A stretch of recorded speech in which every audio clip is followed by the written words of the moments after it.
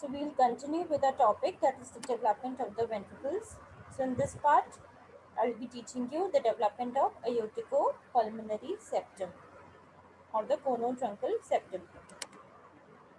So if you remember, there were appearance of the conotruncal swellings or the conotruncal ridges or the bulbar ridges, which were formed by the migration of the neural crest cells, and they will migrate behind the hindbrain region. Where are they coming from? Behind the hindbrain region through the pharyngeal arches, third, fourth, and sixth pharyngeal arches, and they will invade these truncal and the bulbar ridges. This is the truncal ridge, and these are the bulbar ridge, since it is the proximal part.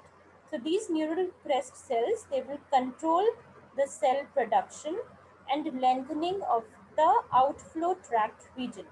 So any abnormal migration or any abnormal proliferation or differentiation of these neural crest cells, it will result in congenital malformation in this region, and it may lead to certain anomalies like tetralogy of Pallet. So how it is formed, the truncal and the bulbar ridges. The bulbar ridges and the truncal ridges, they will grow and they will twist around each other in a spiral fashion, and they will eventually fuse to form the aorticopulmonary septum or the conotruncal septum. So the aorticopulmonary septum, it will divide the truncus arteriosus, that is the outflow part or the distal part of the heart tube, and the bulbus cordis into aorta, and the this one is the aorta, and this one is the pulmonary trunk. So the septum commences from truncus arteriosus to the conus cordis, that is, it proceeds from distal to proximal. So over here you can see, if you take a cut section of a developing heart, so initially the bulbar ridges, it is transverse, then the bulbar ridges on at the when the section is taken at the middle part of this bulbus cordis, then the bulbar ridges, they become anterior and posterior. Later on again they are rotated by 180 degree. So initially at the lower part, the pulmonary trunk is anterior to the aorta. In the middle part, it is on the left side, aorta is on the right side, and again it is rotated by 180 degrees, so that aorta lies anteriorly and the pulmonary trunk lies posteriorly. So this is the final arrangement. So why, a question arises, why the septum is spiral? Why not a straight septum? So this helical arrangement, it results from the rotational and the torsional forces on the outflow tract, which is generated because of the cardiac looping, the dextral looping, if you remember. So because it was bending and it was wedging, and it was getting fixed in the pericardial cavity, so that is why, because of the it generated the torsional force, which causes the septum to spiral or spiral on itself. So that is why it is helical.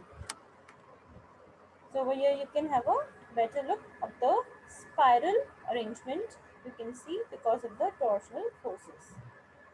Now, what is the need for this twisting?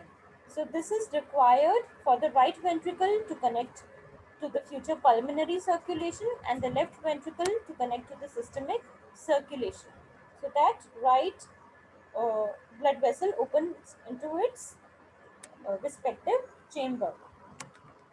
So even when there is no functional lung, another question arises. So what's the need of the pulmonary circulation? So this is to provide the nutrition to the developing lungs. Then it also helps the development of the right ventricle musculature, as it has to pump the blood against a greater resistance of a non-functional lungs. And the most of the blood is shunted to aorta through ductus arteriosus. Ductus arteriosus is a connection between the primitive developing aorta and the developing pulmonary trunk. So it is shunting most of the blood which is coming from the to the pulmonary trunk to the aorta. So it is bypassing, like this, it is bypassing the developing lungs. Now, next is formation of the semilunar valves.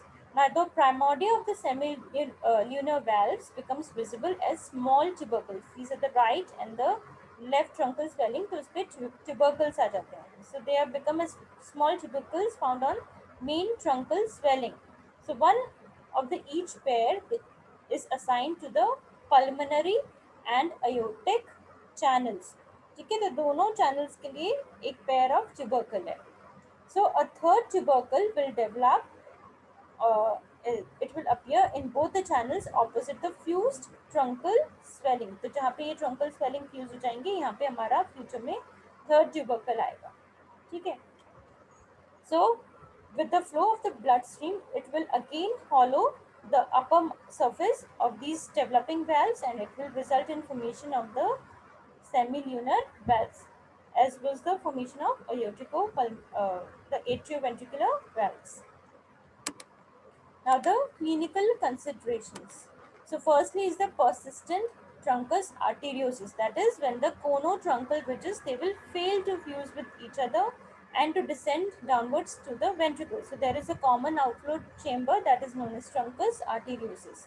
So that is known as persistent truncus arteriosus. Now when there is persistent truncus arteriosus, it is associated with a ventricular septal defect. Almost always it is associated with a ventricular septal defect. So what happens? The blood, when it comes to the right ventricle, it is being shunted. It is only a part of it is going into the pulmonary artery. So after birth, there is a left to right shunt. So there is a mixing of the blood in the aorta. Though most of its part is shunted through ductus arteriosus, uh, from the pulmonary trunk, it is being shunted into the aorta through ductus arteriosus. So mainly it is also give rise to a cyanotic heart disease. Why? क्योंकि इसमें deoxygenated blood है, इसकी mixing हो रही है in the oxygenated one, and that is being distributed to all over the body. So that is persistent truncus arteriosus. It is because of the failure of conotruncal bridges to fuse with each other and descend down to the ventricles. The ventricles में अगर ये ventricles में नहीं आएंगे तो जो bulbar part था, it is was also contributing to the interventricular septum, so that is why it is always associated with the interventricular septal defect. ठीक है. Then is the tricuspid atresia. So it involves the obliteration of the right atrioventricular orifice. This one is the normal heart. So it over here you can see it involves the obliteration of the right atrioventricular orifice, and it is characterized by either absence or fusion of the tricuspid valves. So what happens? Right atrium, it is being cut off from the right ventricle due to the abnormal development of the tricuspid valve. So as a result, the right atrial blood, it will get shunted to the left atrium through the atrial septal defect. So this one is always associated with the patency of oval foramen. Then there is associated ventral septal defect because since this tricuspid valves are also contributed by the endocardial cushions and the neural crest cells, which contributes to the interventricular septum. So that is also defective. So there is a ventricular septal defect, and this allows a small amount of blood to get circulated into the right ventricle. Now, since there is a mixing of deoxygenated blood, so it is also a cause of cyanotic heart disease. So, because of the tricuspid atresia, there is underdevelopment of the right ventricle, hypo, leading to hypoplastic right ventricle and hypertrophied left ventricle. That is, the left ventricle is increased in size because it has to accommodate more amount of blood. Another thing which you can see, the blood which is being pumped in the aorta and the pulmonary trunk over here. Now this aorta, because the left there is always left to right shunt, so this blood is getting shunted to the pulmonary circulation, and which will further add to the pulmonary hypertension also later on. Then there is transposition of the great vessels. It occurs when the conotruncal septum it fails to follow its normal spiral course and it will run straight down. So now what happens? Aorta it originates from the right ventricle and the pulmonary artery is now originating from the left ventricle. Now in such case what happens? Uh, uh, there will it is also a cause of since there is transposition of blood vessels, so deoxygenated blood is being distributed to all over the body. So it may be associated with patent ductus arteriosus. If it is associated with patent ductus arteriosus, it minimizes the fatality of the disease, right? Because some oxygenated blood gets mixed with with this deoxygenated blood. So though it can be treated surgically, but still it is the leading cause of death in infants with cyanotic heart disease younger than 1 year. So this is also a cause of cyanotic heart disease of younger ones. Then the last but not the least and most important of all is tetralogy of Fallot. So it is caused by the anterior displacement of the conotruncal septum. So as it gets displaced anteriorly, so what happens? There is a narrow right ventricular outflow tract. So there is pulmonary infundibular stenosis, that is outflow tract it is reduced in size, so there is stenosis of the pulmonary infundibulum. So then there is, because the outflow tract is facing resistance, so there is persistent there is an opening in the ventricular septum, so there is a large defect of the interventricular septum. Now because there is an anterior displacement, so there is an overriding of the aorta, that is it is direct arising directly above this ventricular septal defect. So what happens? There is a shunting of blood, there is a mixing of deoxygenated blood with the oxygenated one, and that gets distributed in whole of the body.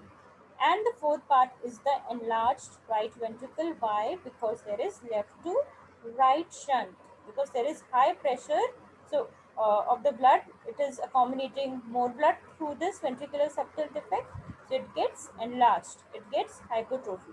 So the four components of the tetralogy of Fallot is an pulmonary stenosis, pulmonary infundibular stenosis, a large interventricular septal defect, an overriding of the aorta, and the hypertrophy of the right ventricle. And this all arises because of the anterior displacement of the conotruncal septum. So this forms the embryological basis of the tetralogy of Fallot. That's all. Thanks for listening. And the next class will be on the development of the vascular system.